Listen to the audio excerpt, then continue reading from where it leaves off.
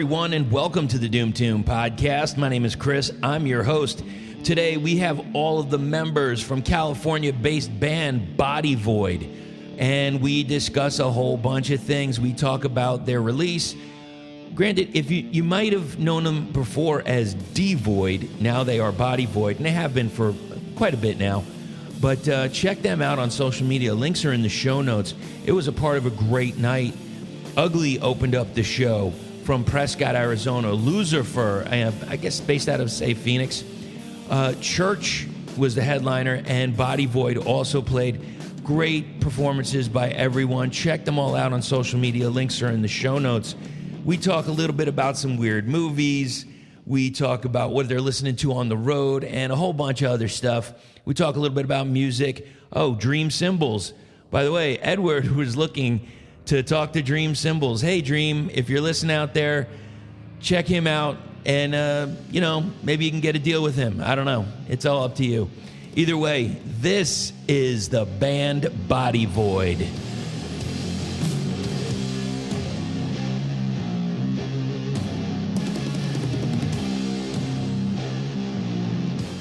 All right, we are on location at the Rogue Bar in Scottsdale, Arizona with the members of Body Void.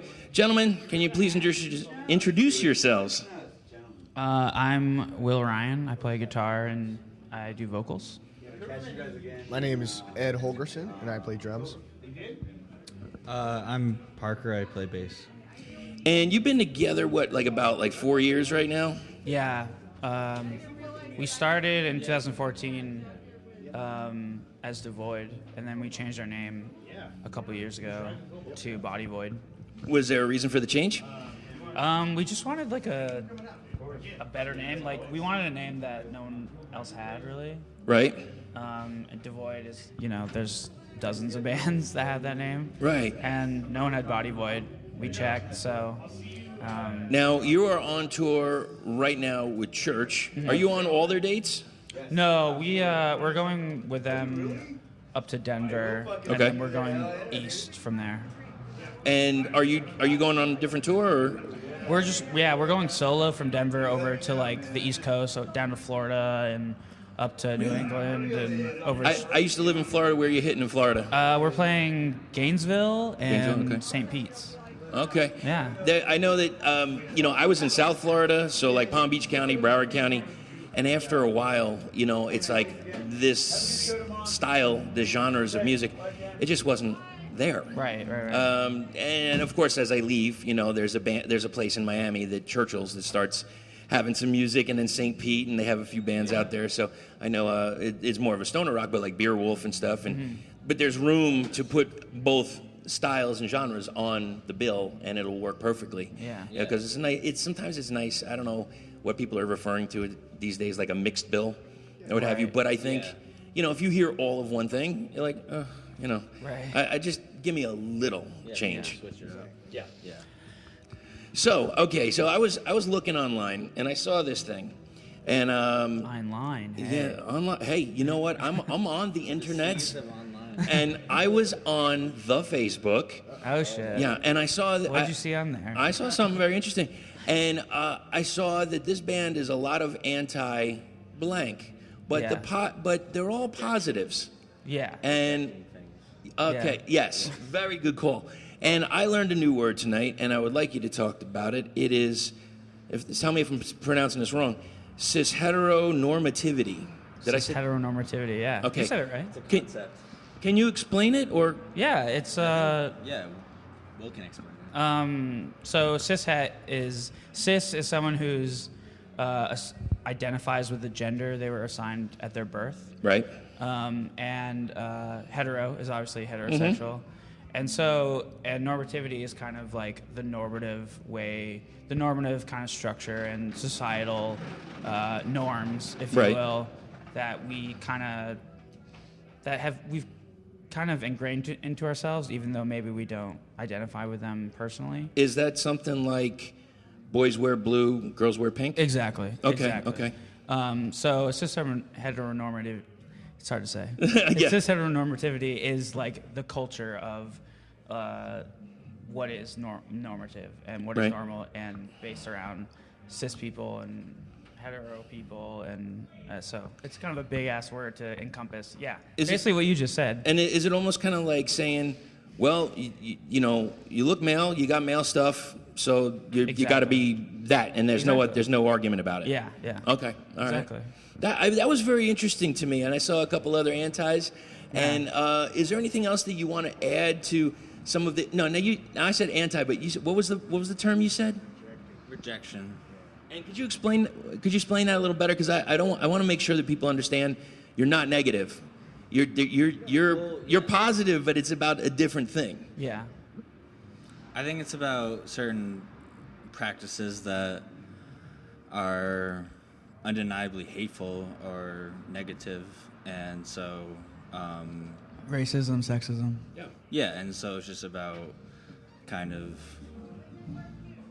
not tolerating those. It's about, because, you know, we sometimes do talk about that stuff in our music, and then sometimes we don't. Right. And it's really just about saying up front, we're not for this stuff. Right. But it's not, at the same time, we're not really getting on stage, and sometimes we'll make a statement, but we kind of are fluid with that kind of stuff. We're not, I wouldn't call ourselves like a political band in the sense that we're making big political statements. Right. But we have things to say, and we have identities that we like to talk about. So you have things that are important to you. Yeah. I mean, what's wrong with that? And the personal is political. Let's be honest. But yeah. So it's a lot of words to say. We have a lot of feelings and thoughts and stuff. It's also, I mean, unless I'm mistaken, all that hatred, it's all learned behavior. Yes. And it has to come from somewhere. So it has to also start from somewhere. Mm-hmm. So, you know, maybe if people bringing up children, maybe if they had a better way, and I don't have kids and I don't know the answer. Yeah. But I see the change happening, and it's a positive direction. Yeah. For sure, absolutely. For sure. So if you don't mind, I would like to go over a few of the tracks here. Sure. From I Live Inside a Burning House. What is the meaning for the title? So the title came basically out of like struggling with mental illness, and specifically anxiety and depression. Right. And feeling trapped. Sure. And feeling that physical sensation of anxiety, I think, is really what inspired the title, of just feeling like you're trapped inside a burning house. And so it's a metaphor. And it's a great description, because if anybody has not felt everybody gets depressed. You know, whatever. You get a bad grade in school, you get a flat tire when you're late to work, and blah, blah, blah, and they dock your pay, whatever that is. That you can get, I'm a little depressed over that. There is some where it's just like, you look at life like there's this pit, there's no way out. Mm-hmm. It's this like I've said it because I felt it every now and again, where it's like, mine's fleeting, but it's like an impending doom. Oh yeah. And I'm like, and then I don't know what I do, how I do it, but it's just like, get out of it. I'm able to. Right. Or maybe not, I don't even know. But I know a lot of other people can't. Yeah. And it is a hard struggle. Yeah. Is it okay if I ask, are any of you have that? Or yeah, that's me. Okay, so... I mean, I don't know. That's where I was writing from, but I don't know about you guys, how you'd feel. Either of you, or no? I mean, I can definitely feel it in the music. Like, right. There's always a sense of something about to happen that you're not really expecting. Mm-hmm. And I guess that's why it's in music form. But to feel that in everyday life like that, yeah, it's I guess that's why we play the music. But yeah, it was like that title for me came about like our last album, I was struggling a lot with kind of more heavy like suicide ideation. Right. And I got past it, and so this album was really figuring out like I'm committed to living. So I'm just gonna. So what does it mean to live with that mental illness? What does it mean to live day to day and struggle through it, right, and not give in to it? Even if you do feel like you are trapped in the pit that you just said, yeah, and you're trying to pull yourself out. What does it mean? Like, what does it mean physically? What does it mean mentally? What does it mean structurally? And so that's kind of where the title came from. And and that's how my personal mental illness has influenced the music. Interesting. On a side note, have you ever gotten like bodywork therapy, like deeper? Like I'm my other profession. I'm a massage therapist. Oh, really? I'm also a rolfer, structural integrator, and working with fascia surrounding the body. It's the connective tissue that surrounds your entire body. There's a lot of thought that it also holds a lot of emotion. The only way I can attest to it is seeing the releases people have when I work on them. Right. Has that ever thought of being an option for you? I've done I've gone to a chiropractor. Right. But I've never done what you're talking about. It sounds interesting though. It's a shade different when you're working with chiropractic.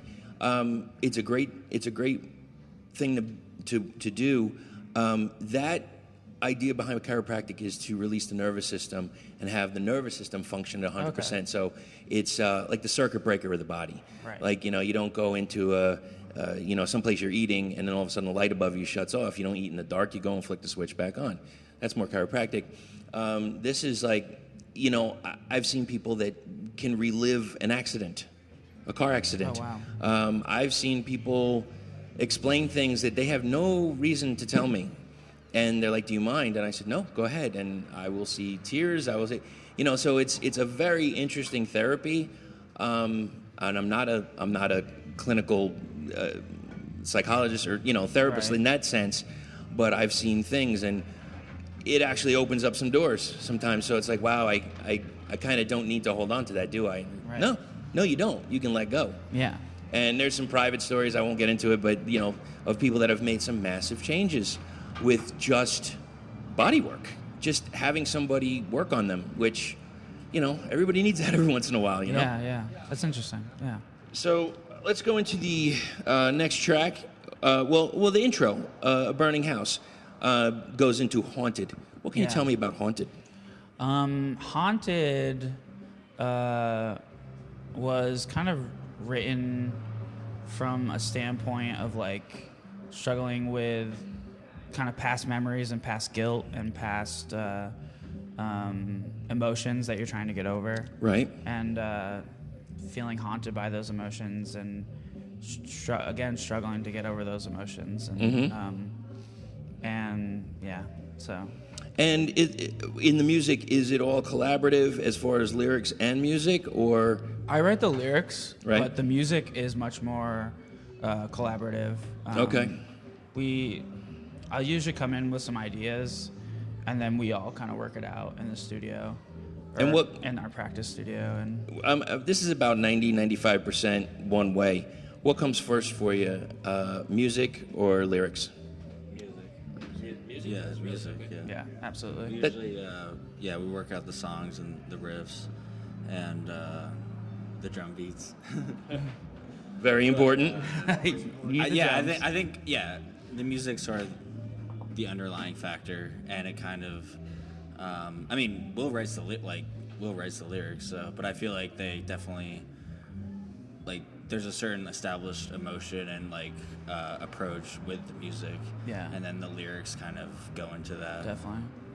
Perfect. Yeah, and I think I'll just add as much as we can talk about the topics of the lyrics, right? I feel like the music, we spend so much time on it. Yeah. And then the lyrics kind of do come out of the feeling. Haunted, for instance, is such a we wrote it in a very cinematic kind of way. Okay. It has a very kind of cathartic structure, build up and then crescendo and then release and blah blah blah. Right. And so coming out of that is the lyrical thing of oh, so what is this about? And then I'll kind of write it and explore and see what comes out of it. Yeah, I was just... Yes, sir? I think it's a cool relationship between the music and the lyrics, how because we don't we're all three of us are all contributing to the music and talking about it, and we're all aware of it, but I feel like Eddie and I aren't really... we read the lyrics way after the fact that they're recorded, so I feel like it's Will's that's sort of his kind of not private because he's sharing it with the world, but it's very much his solo thing. And so and I think that's just a good relationship we have between the music and the lyrics. You were gonna add? just to, I guess, add to that, between me and Parker, we definitely have more of a central music vision when it comes to working out a new song, because Y'all are the rhythm section. yeah, exactly. But it's very key, because then we get it down, and then Will can go in and fill over the top of that, and then that's when everything just kind of comes together. Yeah. It also takes, I think, correct me if I'm wrong, a certain level of trust. I'm going to provide you with some lyrics that I believe are going to be the best for this. And maybe like anybody else, I'm sure sometimes there's arguments and et cetera, but for the most part, it's a big trust. And A lot of trust. yeah, and it's a great thing. Thanks, guys. Thanks. Well, it's a lot of trust too, just because I don't live relatively close to where they live, so Yeah, that's true. when we practice, and we don't practice as often as we would like to, but it's almost a little bit of a mind game for me, just because I know that I'm going somewhere else, and I'm not as focused on it when I'm gone, and so when I come back, I have to snap back into that mode. Right. And You have to get usually, sad. Exactly. You have to get sad and miserable and play the drums. I mean, being in the Bay Area, that's just kind of once the fog and the clouds roll in, you just get sad. So where's everybody located? We're in Will and I we live. We're together. siblings. Yeah, we're siblings. We live together in San Francisco, and Eddie lives 2.5 hours northeast. In the middle of nowhere. Near Yosemite, in Twain Harte. Yeah, that's not terribly far. Not too bad, but it is. It's just one of those things that Well, it's all the. It's a trust. It's just because the Bay Area's It's so another. expensive. It's another trust thing. Yeah, they can trust me to be able to. That's get down true. when we need to practice, and I can trust them to be able to work with me if I can't come down, type thing. It's. Well, I feel like it's sort of a reality of just the super, how expensive the Bay Area, just the housing there, it's not really an option for you to move there, which I don't know. So yeah, it's definitely something that we deal with, but it's working out. It's working out beautifully, I think. Yeah, I wouldn't the thing is Eddie is such a super integral part of the band, and I would call you the heart of the band, really. The backbeat. So to speak. Yeah. So we're not too worried about him living 2.5 hours away. We make it work. Yeah, we do. Okay, and Trauma Creature. What can you tell me about that? That I was kind of interested in this horror movie trope of having a monster represent trauma, and being stalked by that monster. Right. And so as a way of kind of tackling my own trauma, I was this would be an interesting way to approach, metaphorically, to approach a song about trauma, and building an atmosphere and a world out of that. A lot of times, a song, a topic will, I'll get an idea for it through imagery, and then I'll kind of explore the feelings around that, and so that's how Trauma Creature came about. It was this kind of trope in film, and then kind of exploring that through personal lens. Any specific films or What's a good one? Alien is the obvious one. Yep. What's that? Mulholland Drive. Yeah, Mulholland Drive is David Lynch is it I would call him. Where the monster comes out of. Yeah, it's fucking terrifying. That's the Trauma Creature right there. Yeah, dude. Is that your favorite Lynch movie? Probably, yeah. Yeah. Yeah. Okay. I was just watching I guess it was a documentary or something about midnight movies, and Eraserhead was one of them. Yeah. And of course Rocky Horror, Il Topo was another one.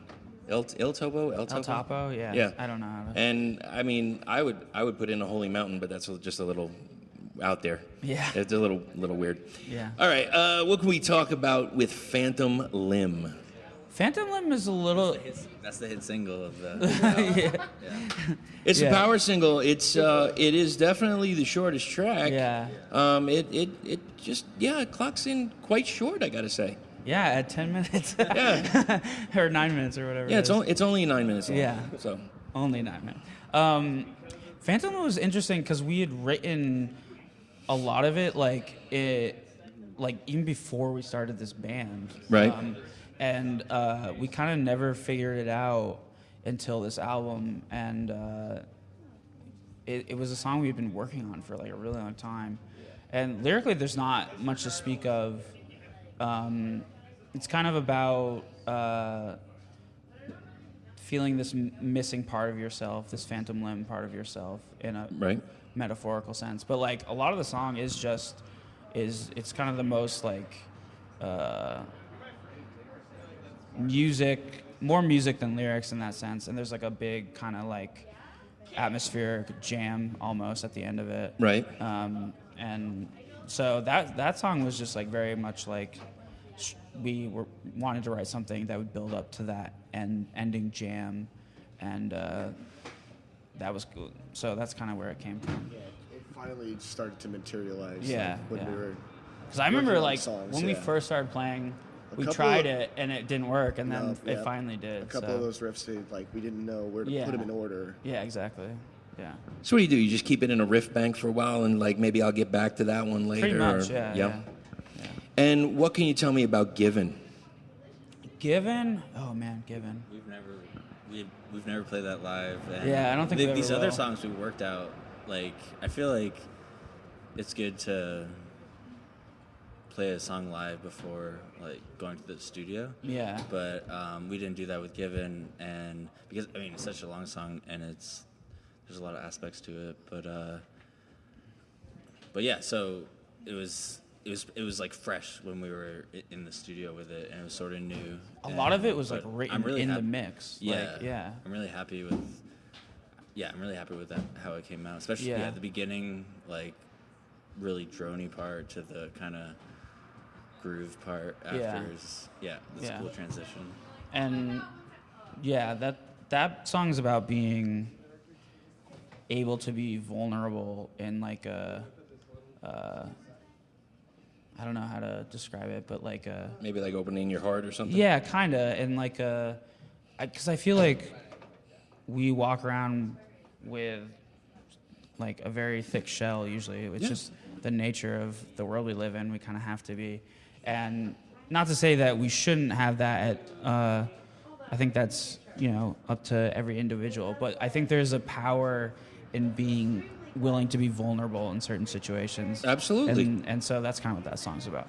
Fantastic. Now, so you could do, let's see, so we got Given and Phantom Limb. That could be your whole set. Yeah. I think that would be it. So how do you feel about the reception for this release? It's been pretty positive. We've been feeling really good. It was cool. Like early on, you never know how people are going to react. Right. And the first like few reviews that rolled out, it was less that they were positive, but it was less that they're positive, more that they were just like, they got it. They said things that like it made us feel like, oh, they get it. We accomplished what we set out to accomplish. Your point came across. Yeah, exactly. Yeah. Yeah. That's awesome. Yeah. So I wanted to talk a little bit about equipment. I can go to each of you, or Hell however yeah. you want to work it. I would like to start with you. Yeah. What equipment are you using on the road, and is there anything that you're leaving behind? Something that maybe you want to get in the future? Yeah, we bring everything. Yeah, we bring everything. I use. I have 2 amps, so I have the Sun 300T that goes to an A10 Ampeg, and then I have a Orange Tiny Terror that goes to a Mesa Boogie 215. And yeah, I'm pretty happy with the setup. It started with the Mesa Boogie, Yeah. and then like we thought we should get an A10 because that's like, you gotta get an Ampeg A10, and so We also have a Thunderbird. yeah, but like I'm Gibson. just trying to explain how it was like a gradual process from kind of combining these two different, because we like the 810 for certain aspects, but just like combining like the 810 with the 215 and like the different tones those two cabs put out with those amps. And then I run the 810 dirty and the 215 clean, and like that's a cool. I feel like that blends super well. Yeah, it brings a great sound to it. Yeah, just like playing we just play like dirty in practice, but for live shows we like blend it with the clean signal, and like it just sounds super heavy coming out of the 215. But yeah, and then I play a Thunderbird bass that I really love. Is there any specific reason? Is it just the tone, or is it just comfortable? Yeah, I mean, just like the reputation, and it just has a super like. I love that It's just really powerful. Like I had to change.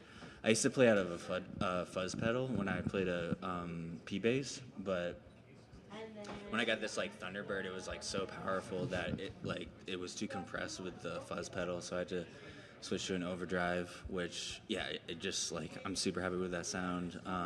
So yeah, I'll probably be playing that for the foreseeable future for sure.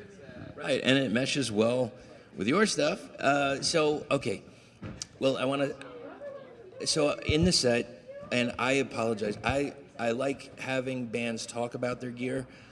I gotta admit, I don't always know what the hell you're talking about, but I hear other bands say, "Wow, that was cool." I like that they talked about it. Yeah. Now, I'm the most lay person about it. Sure, I know sure. I like things that go boom and loud amps in the face and stuff like that. Right. So you played a song tonight, and you had this very interesting space of using one of your pedals. It was almost like I'm not disrespecting it, but it was like this, more like this screechy kind of tone. Yeah. And then, could you explain what that is? Yeah. So feedback is like a pretty big like part of our style, I guess. Right. We love feedback a lot, and but the pedal I use a FZ2 fuzz pedal.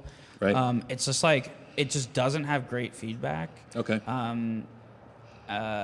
It's just like there's like too much gain, so it just sounds rumbly instead of screechy. Right. And so I have a distortion pedal that I just click on when I want that little screech. That little extra. It's a pain in the ass because I have to like be on top of it when Right. I want it, but it's worth it. And I feel like I'm always trying to figure that little trick out. Right. Because it's kind of difficult, but yeah, that's basically what's going on there. Have you ever heard the story of you know Dimebag Darrell Yes. from Yeah. Pantera? Hell yeah. I don't remember ever seeing this. I've seen him live a bunch of times, but maybe I was just too young and not paying attention. I was told, I can't remember who said it, that there was a guy that would come out and hit each of his pedals for him. Oh yeah. I think Did you hear that too? I mean, well, I've heard bands do that where they just have the pedals backstage. Yeah, and they'll somebody's just- popping them. Yeah, and they'll just pop them on, which is super funny. I was like, okay. I mean, it didn't deter. One less thing to think about. Yeah. Yeah. It would, I guess. I don't know. I mean, it's. I don't know. I you know, it's weird when I see the stoner doom genre or in this psychedelic, I see a lot more use of pedals. Sure. Yeah. And you know, when I was seeing some even arena shows or whatever, I didn't see a whole lot. And quite honestly, maybe I wasn't looking, but. Yeah, I had to ask you about that because it was very interesting to me to see it. And what kit are you playing, sir? So, yeah, it's a custom kit I got for my birthday a couple years back. They're standard Keller shells. Mm-hmm. They're 10-ply maple, but I got them through a company that's based out of New York, and they just did everything custom to my specifications for me. Really? Yep. There's a band out of Cali called Zed, and Sean Boyles took over drumming. I forgot who the previous drummer was, and he said, yeah, you had a custom kit. It was a custom Chrch, I think, that he just gave it to him. So, I mean, I can't imagine what that was worth. But, okay, so you have So you have a custom kit, maple, and what cymbals do you have, and are you looking to get something else? I mean, right now, definitely. I have a couple crack cymbals, so I'm definitely looking to probably upgrade it. Okay. But You need a sponsorship. exactly. Yeah, Shout out. All right, so let's do the shout out. Who are you shouting out to? Talk. So right now, my ride cymbal is a company called Dream Cymbals. Right.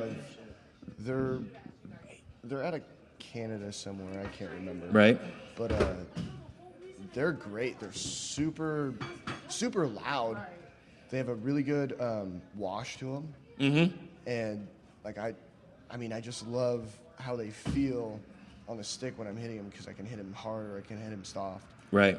And then the other two cymbals I have are Sabians, pretty classic metal cymbals. Okay. One's really cracked, and one I bought probably 2 or 3 months ago. And All right, so who are you looking for an endorsement from? Dream Cymbals. Dream Cymbals. All right.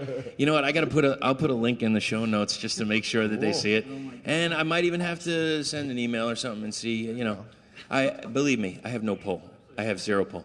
But at least I could say, look, here's a band that I see, and they fucking brought it on stage. Unfortunately, he doesn't have the cymbals that he needs. He has cymbals, but he needs... me. Yeah, so if you get the chance, contact this guy. Exactly.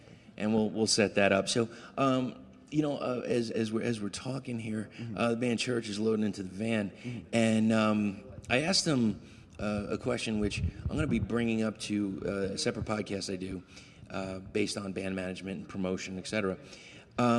So you're in your van or vehicle, what have you. What are some essentials that you need to bring on the road? Cliff Bars. Cliff Bars, okay. Yeah, I need those Cliff Bars. Somebody mentioned that a while ago, but they said you got to eat them early in the tour because they get pretty gnarly by the end of it. I bet, yeah. Yeah, if you bring them out the bat, they can definitely get gnarly toward the end of the tour. No, we're going. We're going there? Yeah. Oh, yeah. Absolutely. Yeah. Okay, so weed is essential.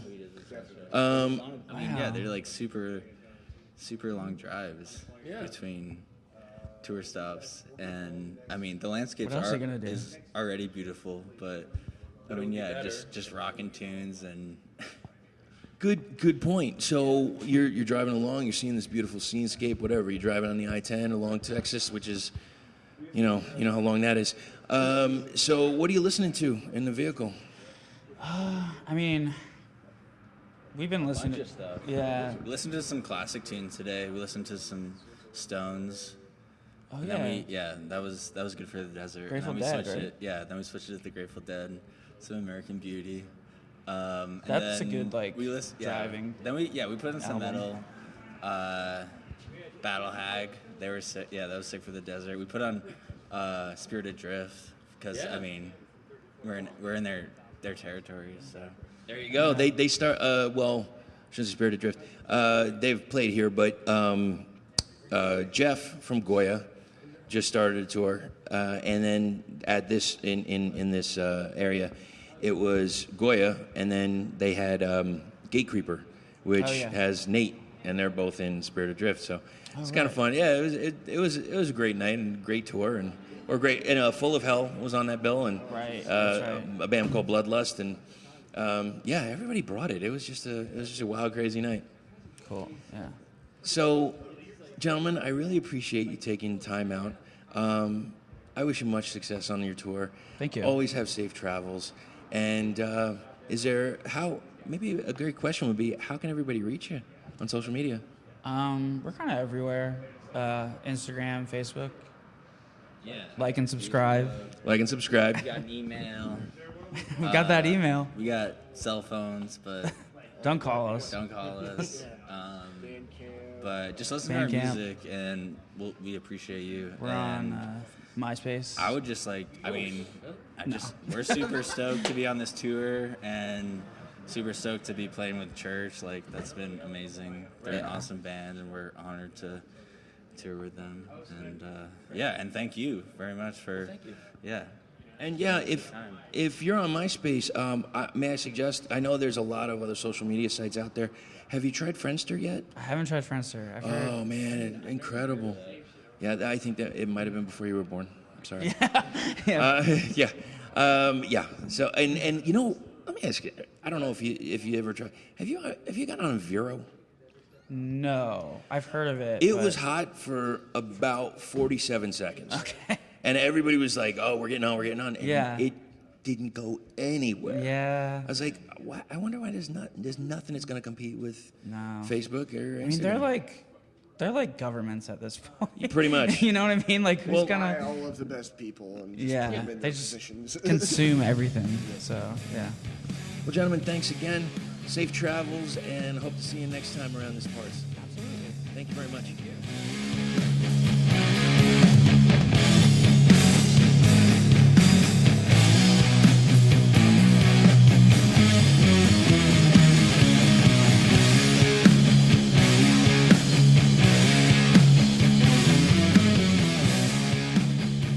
Big thanks to everybody in Body Void. Thank you so much for your time. I know it was at the end of the night and they had to get to the next town, but they were gracious with their time and I sincerely appreciate that. Let's talk a little bit about their release, I Live Inside a Burning House. You heard the stories about the tracks. Let's hear one right now. This is Phantom Limb.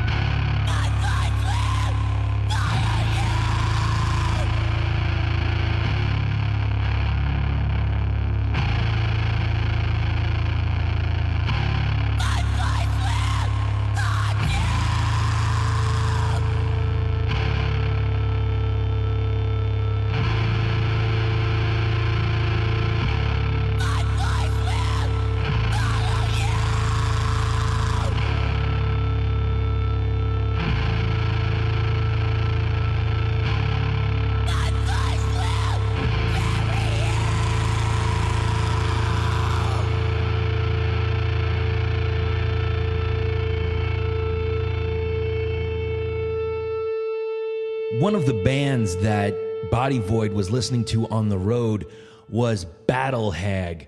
Let's check out a track from them. This is off of Tongue of the Earth. Link is in the show notes. This is Prophetic.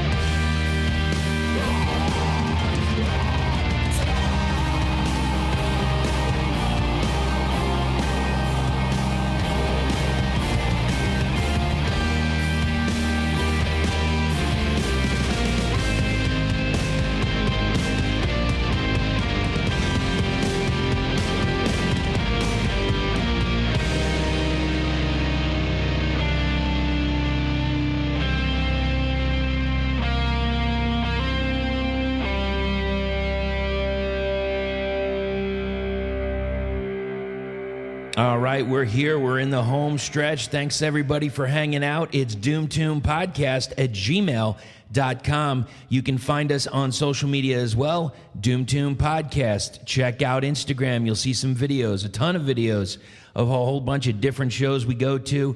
Gives a little hint as to who I'll be interviewing at one point or another. So until that time, the next time, the in-between time, enjoy yourselves. Keep going to the shows. Buy some band merch every once in a while. And don't forget to stay heavy.